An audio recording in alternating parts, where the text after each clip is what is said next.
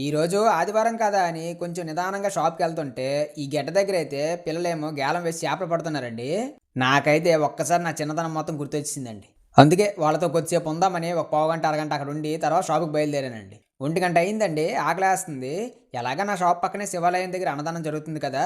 దేవుడి ప్రసాదం మళ్ళెప్పుడు దొరుకుతదని చెప్పి, నేను, మా రాజుగాడు, మనాగాడు కలిసి వెళ్ళామండి.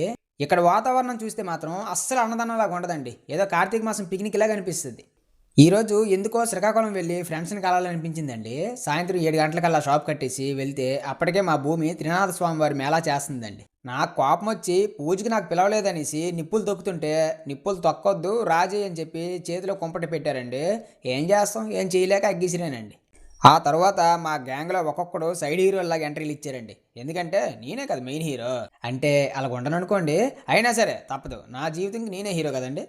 కొంతసేపు మా దండుపాళ్యమంతా కలిసి నవ్వుకొని, తిట్టుకొని, సరదాగా మాట్లాడుకొని, తర్వాత అలా బయటికెళ్దామని బయటికెళ్తే, మా కంపోస్ట్ కాలనీ దగ్గర చాలా గ్రాండ్‌గా అయితే అయ్యప్ప స్వాములు భజన పెట్టారండి. కొద్దిసేపు అది కూడా అలా చూసాము. అక్కడి నుంచి బయలుదేరుతుండగా మా కృష్ణ గాడు, ప్రశాంత్ గాడు వాళ్ళ ఫ్రెండ్ కలిస్తే పలకరించి, బెదిరించి మరీ నా ఛానెల్‌ని సబ్స్క్రైబ్ చేయించేసారండి. నా మీద ఉన్న అభిమానం అలాంటిదండి మా వాళ్ళకి. ఆ తర్వాత బయటికెళ్ళి టిఫిన్ చేద్దామని అలా హోటల్‌కెళ్ళామండి. ఈ ఆదివారం అయితే ఇంత బాగా జరిగిందండి నాకు. మరి మీకెలా జరిగిందండి ఈ ఆదివారం?